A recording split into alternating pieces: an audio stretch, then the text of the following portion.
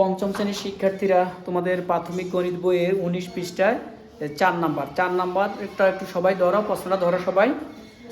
জাহিদুল হাসান বাজার থেকে 40 কেজি চাল, 265 টাকার সয়াবিন তেল এবং 588 টাকার মাছ কিনলেন। প্রতি কেজি চালের মূল্য 38 টাকা। তিনি দোকানদারকে 3000 টাকা দিলেন। দোকানদার তাকে কত টাকা ফেরত দিবেন? খেয়াল করো কথাটা, সে কয়টা জিনিস কিনছে? চাল কিনছে, সয়াবিন তেল কিনছে, মাছ কিনছে, ঠিক আছে। এখন আমি একটু ব্যাখ্যা করি, দেখো একটু। চাল, আচ্ছা চালের ব্যাপারটা কি বোঝাতে শোনো। চাল কিনছে বলছে, চাল কেজি 40 কেজি চাল, বাজার থেকে 40 কেজি চাল, আবার বলছে প্রতি কেজি 38 টাকা। প্রতি কেজি মানে কি? 1 কেজি, প্রতি মানে 1 কেজি। তাহলে আমাদের 40 কেজি চালের মূল্য 38 টাকা না 1 কেজি চালের মূল্য 38 টাকা? 1 কেজি চালের মূল্য 38 টাকা। চাল কি 1 কেজি কিনছে না 40 কেজি কিনছে? তাহলে আমাদেরকে চালের মূল্যটা আলাদাভাবে বের করতে হবে না? চালের কি মূল্য দেওয়া আছে, মোট মূল্য দেওয়া আছে? না। তাহলে আমরা চালের মূল্য যখন বের করব তখন আমাদের চাল কিনছে 40 কেজি, প্রতি কেজি 38। যখন আমরা 40 কে 38 দিয়ে গুণ দিব তখন আমাদের আলাদা চালের মূল্যটা বের হয়ে যাবে, চালের মূল্যটা। এরপরে আমাদের সয়াবিন তেল এবং মাছ যেটা, সেটা কিন্তু আলাদা আলাদাভাবে দেওয়া হয়ে আছে। যেমন সয়াবিন তেলের ক্ষেত্রে কি বলছে 265 টাকা সয়াবিন তেল, তাহলে এটা 265 টাকা। তারপর আমাদের মাছ হলো 588 টাকা। তাহলে আমাদের প্রথম যে কাজ হলো আমরা প্রথম চালের মূল্যটা আলাদাভাবে দেওয়া নাই, আমরা এটাকে আলাদাভাবে বের করতে হবে গুণ করে। তাহলে প্রথম ধাপ হলো গুণ করব। এরপর দ্বিতীয় ধাপ কোনটা? আমরা যে খরচগুলো করছি, চাল কিনছে, তেল কিনছে, মাছ কিনছে, এই মূল্যগুলোকে আমরা একসাথ করব। একসাথ করলে কি করতে হবে? যোগ করতে হবে। তাহলে প্রথম গুণ, পরে কি? যোগ। এরপর আমাদেরকে বলছে কত টাকা তিনি ফেরত দিবেন। দোকানদারকে দিচ্ছে 3000 টাকা, তাহলে দোকানদার কত টাকা ফেরত দেবে? তাহলে আমরা সেই 3000 টাকা থেকে আমরা যে খরচটা করছি সেটা বাদ দিলে তো বোঝা যাবে নাকি? তাহলে প্রথমে করতে হবে গুণ, পরে করতে হবে কি?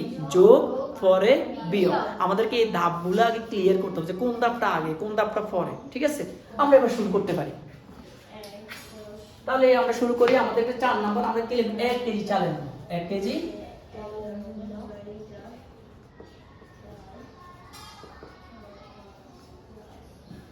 1 কেজি চালের মূল্য কত? 38 টাকা। চাল কিনছে কত কেজি বলো? 40 কেজি চালের মূল্য কত? 40 গুণ 38। দাও গুণটা কর। এই ষোলোটা আমরা যদি এই পাশে লিখে দিই তাহলে আমাদের আর রাফের দরকার হয় না।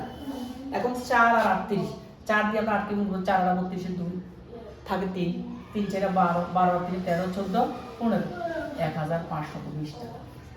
তাহলে আমাদের চালের মূল্য কত? 1520 টাকা। চালের মূল্য আমরা আলাদা করে ফেলছি।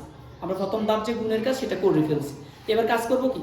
চাল, তেল, মাছের মূল্যকে আমরা একসাথ করব। একসাথ করলে কি করতে হবে? যোগ করতে হবে। তাহলে আমরা এবার লিখতে পারি চালের মূল্য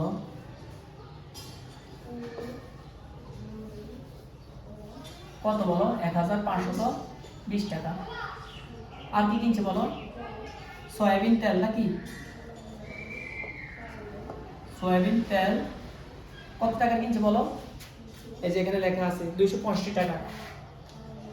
তারপর আর কি কিনছে বলো? মাছ কিনলো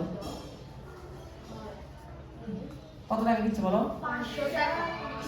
বরাবর 588, 500।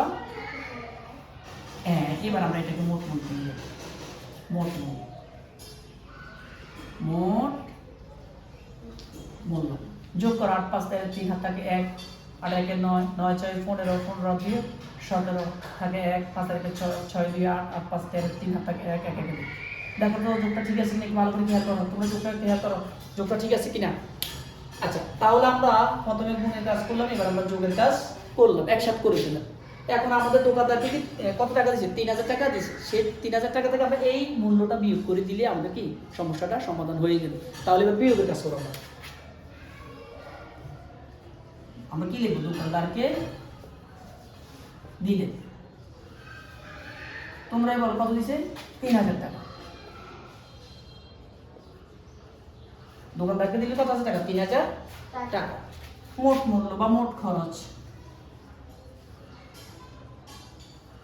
মোট মূল্য কত করছে? 2373 টাকা ফেরত দিলেন।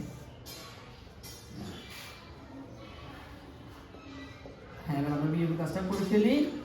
10 থেকে 3 গেলে 7, হাত থাকে 1, 7 আর 1 8, 10 থেকে 8 গেলে 2, হাত থাকে 1, 3 একে 4, 10 থেকে 4 গেলে 6, হাত থাকে 1, 2 আর 1 3, 6 7 27 টাকা। কি মিলছে তোমাদের সাথে? 6 27 টাকা মিলছে। এটা কমপ্লিট হয়েছে। তাহলে আমরা প্রথমে কিসের কাজ করলাম? গুণের কাজ। কিসের কাজ করলাম? গুণের কাজ করলাম না? তারপর আমরা কিসের কাজ করলাম? যোগের কাজ করলাম। এদেরকে আমরা যোগ করলাম, যোগের কাজ করলাম। এরপর আমরা কিসের কাজ করলাম? বিয়োগের কাজ করলাম। তারপর তো আমাদের সমস্যাটার সমাধান হলো।